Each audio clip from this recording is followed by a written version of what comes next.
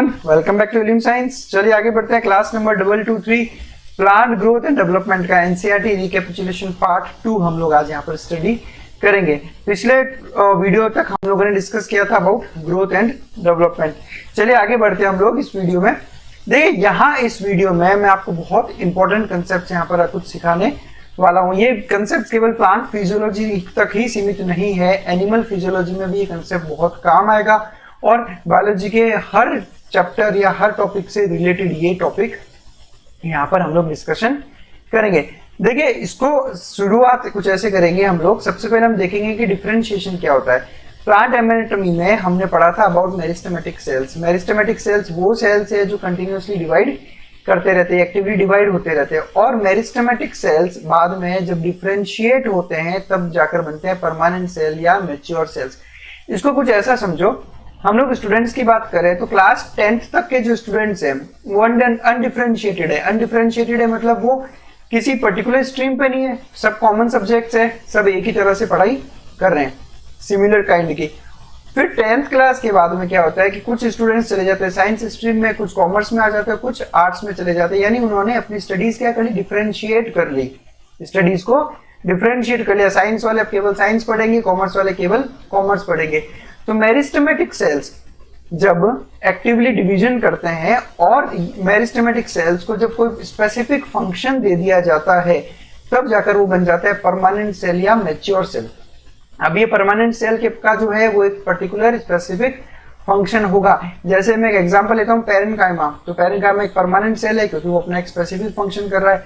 Xylem, तो xylem के सारे एलिमेंट्स अपने आप में स्पेसिफिक है, इनका फंक्शन स्पेसिफिक है, तो सारे के सारे परमानेंट या मैच्योर सेल्स है, या फिर आप उन्हें कह सकते हो डिफरेंशिएटेड सेल्स, क्योंकि ये सेल्स डिफरेंशिएट होकर एक डिफरेंट फंक्शन कैरी आउट कर रहे हैं। और मेरिस्टेमेटिक सेल्स है अनडिफरेंशिएट, मतलब अब तक हमने उनको डिफरेंशिएट नहीं किया। अब प्लांट्स में क्या होता है कि ये जो परमानेंट सेल्स और मैच्योर सेल्स है, ये परमानेंट सेल्स वापस से अपने आप को डी डिफरेंशिएट कर सकते हैं, वापस से अपने आप को डी डिफरेंशिएट कर सकते हैं। अब डिफरेंशिएशन का ऑपोजिट क्या हो गया, डी डिफरेंशिएशन। तो जब परमानेंट सेल डी डिफरेंशिएट करेगा तो वापस क्या बनेगा, मेरिस्टेमेटिक सेल्स, यानी ये अब एक्टिवली डिवाइड करेगा, लेकिन अब इसका कोई पर्टिकुलर फंक्शन नहीं है। ध्यान रखना, किसी भी अनडिफरेंशिएटेड सेल का कोई पर्टिकुलर फंक्शन नहीं होता, लेकिन जब कोई सेल डिफरेंशिएट हो गया तब वो एक पर्टिकुलर फंक्शन कैरी आउट करेगा। तो एक मेरिस्टेमेटिक सेल का परमानेंट सेल में कन्वर्जन क्या कहलाता है, डिफरेंशिएशन। और उन परमानेंट सेल का जब कुछ इंस्टेंसेस पे वापस से डी डिफरेंशिएशन होता है तो वापस क्या बनता है, मेरिस्टेमेटिक सेल्स। और डी डिफरेंशिएट जो सेल्स हैं, जो मेरिस्टेमेटिक सेल्स बने, वो जब वापस डिफरेंशिएट करेंगे तब इस प्रोसेस को हम करेंगे रीडिफरेंशिएशन। यानी इन्होंने अपने आप को फिर से डिफरेंशिएट किया, फिर से जो है डिफरेंशिएट किया, तो प्रोसेस बन गया री डिफरेंशिएशन। और प्रोसेस से जो अब सेल्स बनेंगे वो वापस कौन से सेल्स बनेंगे, परमानेंट सेल्स। अब हमारे दिमाग में सवाल ये आता है कि सर ऐसा कब होता है कि सेल्स डी डिफरेंशिएट होकर वापस मेरिस्टेमेटिक बने। तो वो हम लोग अब धीरे धीरे यहाँ पर डिस्कशन चालू करेंगे।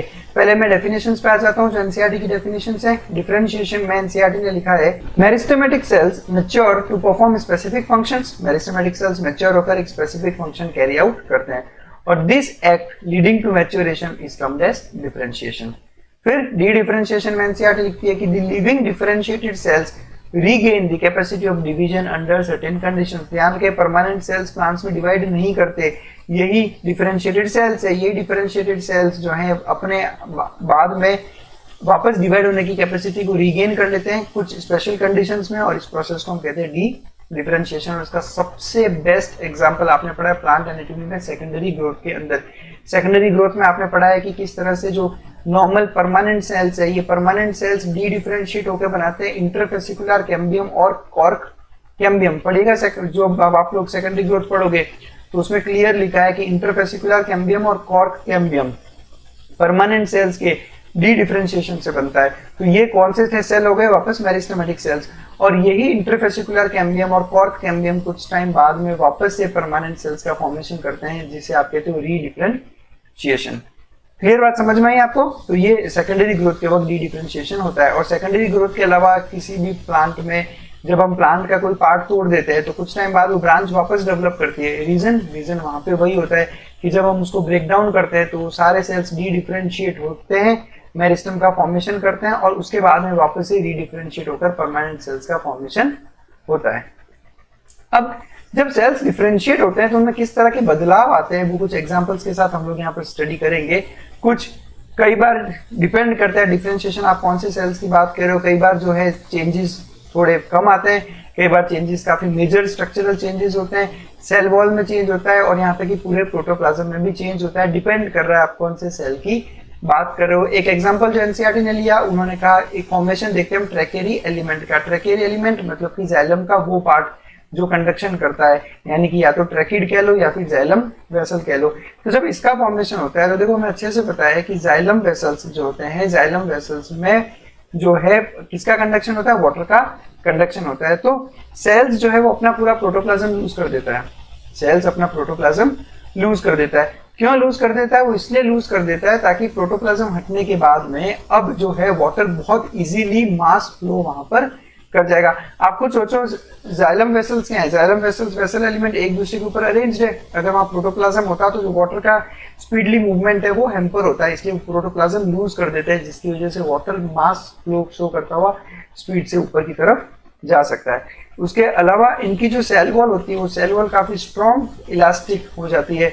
क्यों हो जाती है स्ट्रॉन्ग और इलास्टिक? क्योंकि वाटर जब रश अप करेगा ऊपर की तरफ तो उसमें अच्छा खासा प्रेशर होता है, तो उस प्रेशर को हैंडल करने के लिए इसका सेल वॉल काफी स्ट्रॉन्ग होना चाहिए प्लस इलास्टिक होना चाहिए। और कैसे होता है सेल वॉल से इसका स्ट्रॉन्ग और इलास्टिक? क्योंकि इनमें डिपॉजिट होता है लिग्निन का। तो ये जो सेल वॉल हो गई, ये सेल वॉल अब बन गई सेकेंडरी सेल वॉल और इसमें डिपॉजिट हो जाएगा लिग्निन, इसलिए हम कहते हैं कि जाइलम वेसल्स लिग्निफाइड होता है। और ये डिफरेंशिएशन के वक्त चेंजेस क्यों आए? ये चेंजेस केवल इसलिए आए ताकि जो जाइलम वेसल्स के अंदर वाटर का जो मास फ्लो लॉन्ग डिस्टेंसेस तक अंडर हाई एक्सट्रीम टेंशन या प्रेशर भी इजीली हो सके। आप सोचो जाइलम वेसल की अगर सेल वॉल पतली होती, ज्यादा स्ट्रांग नहीं होती, तो जो वाटर का मूवमेंट हो रहा है स्पीड से वो उसको हैंडल नहीं कर पाता और वो जो जाइलम वेसल है वो हो सकता है कि रप्चर हो जाती है, इसलिए जो है वो स्ट्रेंथ उसमें दी जाती है। तो कुछ इस तरह से डिफरेंशिएशन किस टिश्यू का हो रहा है उसके हिसाब से डिफरेंशिएशन में अलग अलग सेल्स में चेंजेस अलग अलग टाइप के हमें देखने को मिलते हैं। चलिए फिर कुछ एनसीईआरटी ने कुछ सवाल किए हैं, जवाब उन्होंने नहीं दिया, जवाब हम लोग यहाँ डिस्कस करेंगे। वो कह रहे हैं कि किसी वुडी डाइकोट प्लांट में क्या आप उन टिश्यूज के बारे में बता सकते हो जो रीडिफरेंशिएशन से बने? थोड़ी देर पहले मैंने स्लाइड में डिस्कस किया था कि किस तरह से सेकेंडरी ग्रोथ के वक्त हमारा इंटरफेसिकुलर कैम्बियम होता है, बन का फॉर्मेशन होता है और ये इंटरफेसिकुलर कैम्बियम वापस परमानेंट सेल्स का फॉर्मेशन करता है, तो वो रिजल्ट है रीडिफरेंशिएशन का। तो उससे जो सेल्स बनेंगे वो सारे के सारे हमारे रीडिफरेंशिएटेड सेल्स है। अब आप याद करो इंटरफेसिकुलर कैम्बियम यानी जो वेस्कुलर कैम्बियम बनेगा और जो कॉर्क कैम्बियम है वो किन टिश्यूज का फॉर्मेशन करता है? तो अगर मैं बात करूं कॉर्क कैम्बियम की, तो आपने पढ़ा होगा सेकेंडरी ग्रोथ में कि कॉर्क कैम्बियम से सेकेंडरी कॉर्टेक्स और कॉर्क का फॉर्मेशन होता है, इसीलिए हम इसको कॉर्क कैम्बियम भी कहते हैं क्योंकि कॉर्क का फॉर्मेशन करती है। कॉर्क कैम्बियम कैसा टिश्यू है? कॉर्क कैम्बियम डी-डिफरेंशिएटेड टिश्यू है। और सिमिलरली जो वेस्कुलर कैम्बियम फॉर्मेशन हुआ वो वेस्कुलर कैम्बियम से बाद में सेकेंडरी जाइलम और सेकेंडरी फ्लोएम का फॉर्मेशन होता है। अब secondary xylem, secondary phloem, secondary cortex और कॉर्क, ये चारों टिश्यूज कैसे? ये सारे के सारे रीडिफरेंशिएशन से बने।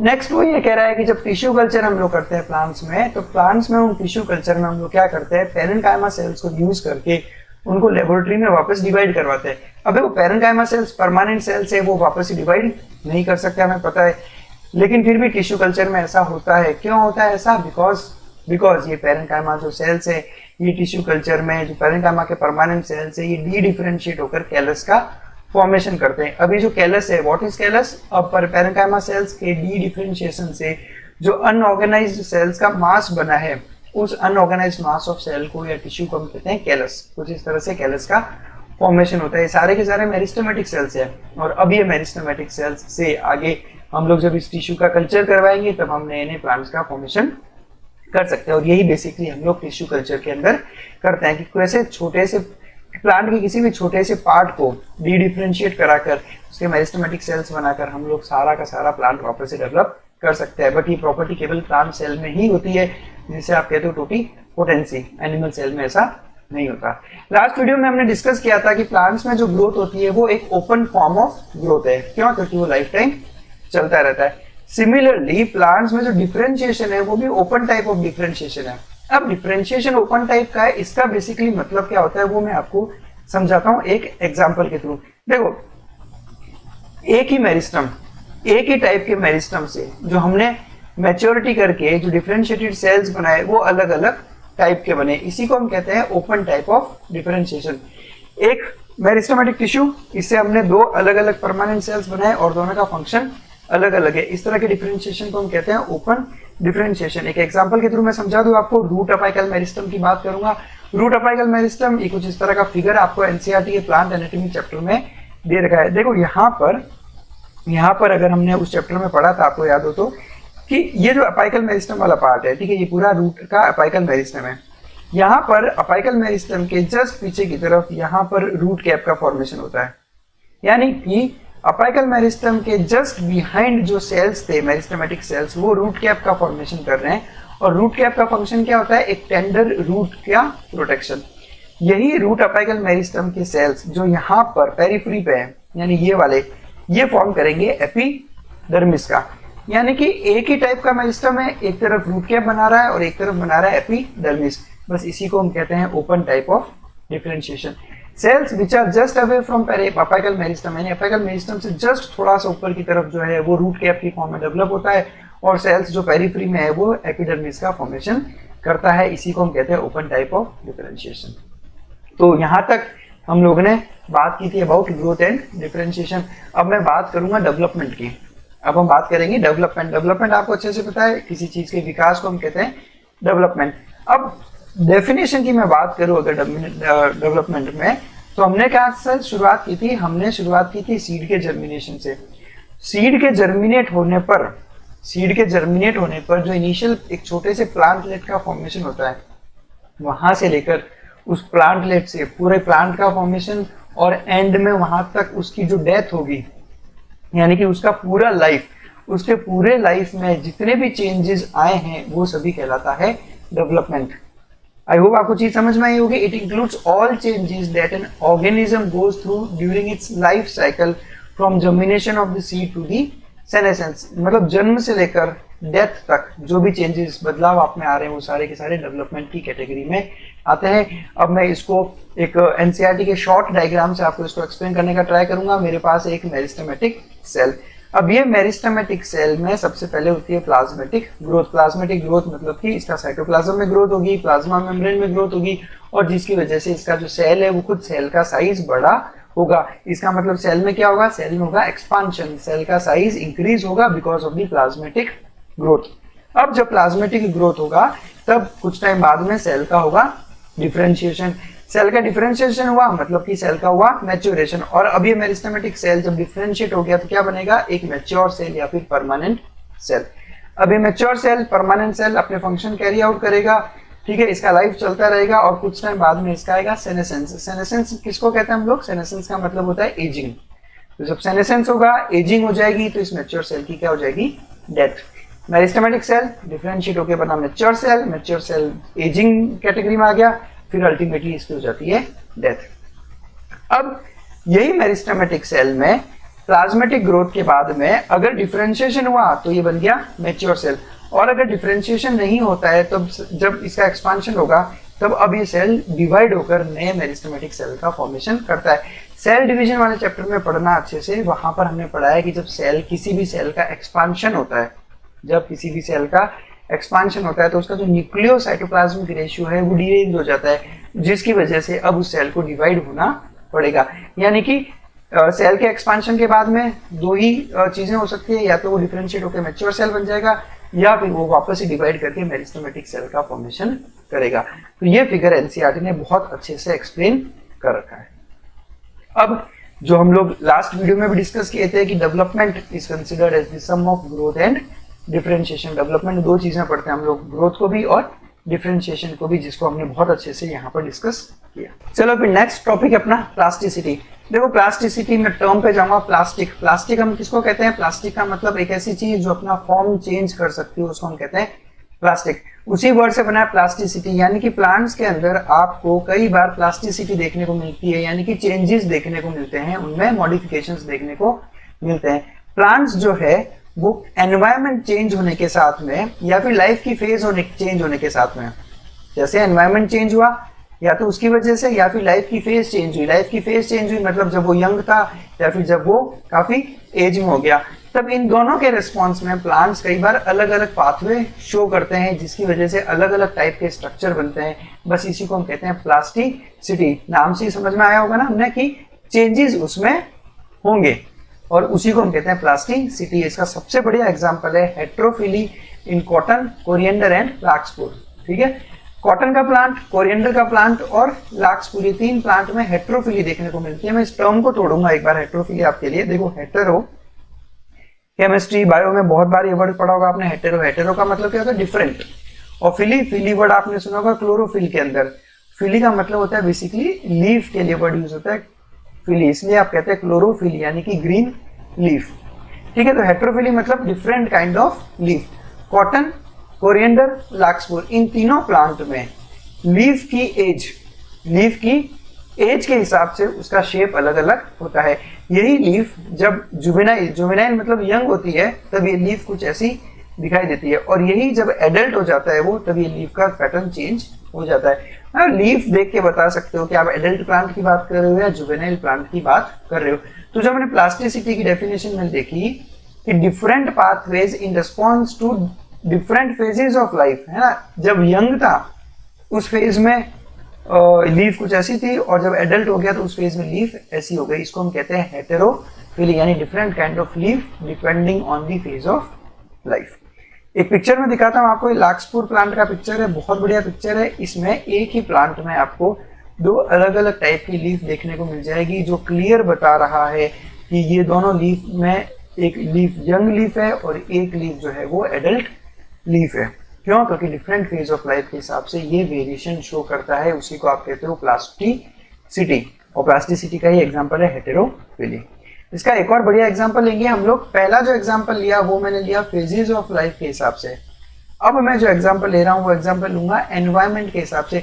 यानी कि एक प्लांट है बटरकप, ये बटरकप जब एक्वाटिक प्लांट है यानी कि वाटर में ग्रो करता है, तब अलग तरह की लीफ शो करता है, और जब ये टेरेस्ट्रियल होता है तब अलग तरह की लीफ शो करता है। ये जो आपके सामने पिक्चर है ये बटरकप प्लांट की लीव्स हैं। कब? जब वो टेरेस्ट्रियल हैबिटेट में सर्वाइव करता है या ग्रो करता है, और यही जब वाटर में जब ये ग्रो करता है तो कुछ इस तरह की लीव्स का फॉर्मेशन करता है।